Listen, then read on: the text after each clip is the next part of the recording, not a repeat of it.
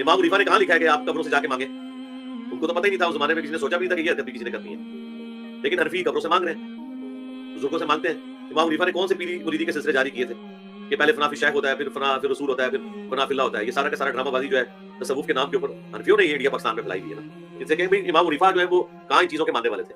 تو جھوٹی چیزیں بھی ان کی طرف منسوخ کر دی ہیں۔ جس طرح عیسیٰ ابن مریم کی طرف 2 ارب کے قریب انسان غلط عقیدے منسوخ کر رہے ہیں، تو امام حنیفہ کی طرف اگر چند کروڑ لوگوں نے غلط عقیدے منسوخ کر دیے تو اس میں کوئی ایسی پریشانی والی بات نہیں ہے۔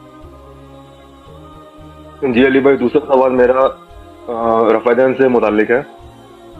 امام ابو حنیفہ کے استاد عطا بن ابی رباح وہ رفع دین کرتے تھے، ان سے احادیث بھی شاید روایت ہوئی ہے عبداللہ بن زبیر والی، اور امام ابو حنیفہ کے شاگرد عبداللہ بن مبارک وہ بھی رفع دین کرتے تھے، ان کا جو رفع دین میں دونوں کا ایک چھوٹی سی ڈبیٹ بھی رپورٹ ہوئی ہے۔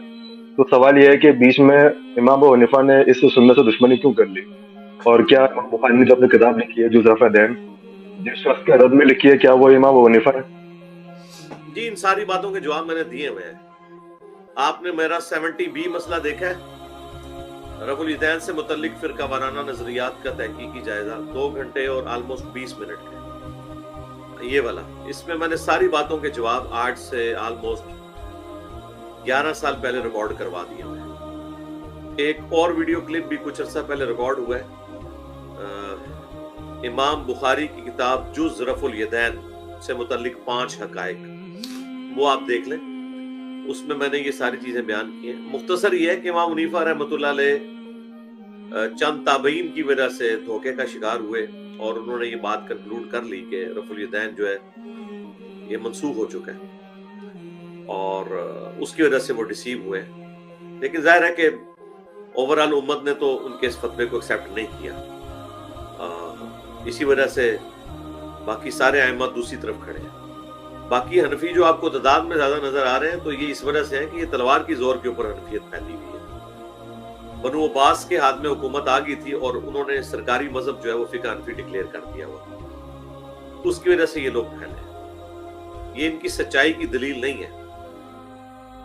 اگر کوئی کہتا ہے یہ سچائی کی دلیل ہے تو انہی حنفیوں سے پوچھیں، دیوبندی حنفیوں سے، کہ بھئی حنفیوں کی اکثریت تو قبروں سے مانگ رہی ہے، پھر بریلوی اور صوفی تو فقہ یا تقلید تو بعد کے مسائل ہیں۔ عقیدہ توحید کے اندر جو حنفیوں میں اتنی بڑی کرپشن ہو چکی ہے، تو کیا یہ امام حنیفہ قبروں سے مانگا کرتے تھے؟ تو کہیں گے نہیں نہیں، یہ بعد میں ہوئی ہے۔ ایون دیوبندی بھی جو عقیدے مانے میں المحنت میں، وہ بھی امام حنیفہ سے کوئی ثابت نہیں ہے۔ تو جس طرح مسلمانوں میں خرافات بعد میں داخل ہو گئی، اس طرح حنفیوں میں بھی خرافات بعد میں داخل ہوئی بھی ہیں۔ وہ ساری کی ساری چیزیں امام حنیفہ سے تو ثابت نہیں ہیں۔ امام حنیفہ نے کہاں لکھا ہے کہ آپ قبروں سے جا کے مانگیں؟ ان کو تو پتہ ہی نہیں تھا اس زمانے میں، کسی نے سوچا بھی نہیں تھا کہ یہ حرکت بھی کسی نے کرنی ہے، لیکن حنفی قبروں سے مانگ رہے ہیں، بزرگوں سے مانگتے ہیں۔ امام حنیفہ نے کون سے پیری مریدی کے سلسلے جاری کیے تھے کہ پہلے فنا فی شیخ ہوتا ہے، پھر فنا پھر رسول ہوتا ہے، پھر فنا فی اللہ ہوتا ہے؟ یہ سارا کا سارا ڈرامہ بازی جو ہے تصوف کے نام کے اوپر حنفیوں نے یہ انڈیا پاکستان میں پھیلائی ہوئی ہے نا۔ ان سے کہیں بھئی امام حنیفہ جو ہے وہ کہاں ان چیزوں کے ماننے والے تھے؟ تو جھوٹی چیزیں بھی ان کی طرف منسوخ کر دی ہیں۔ جس طرح عیسیٰ ابن مریم کی طرف 2 ارب کے قریب انسان غلط عقیدے منسوخ کر رہے ہیں، تو امام حنیفہ کی طرف اگر چند کروڑ لوگوں نے غلط عقیدے منسوخ کر دیے تو اس میں کوئی ایسی پریشانی والی بات نہیں ہے۔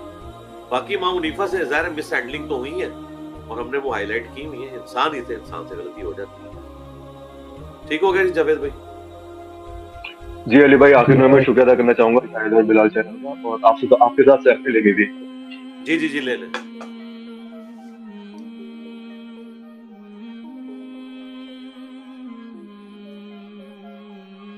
جی جزاک اللہ۔ شکریہ۔ جزاک اللہ، اللہ حافظ۔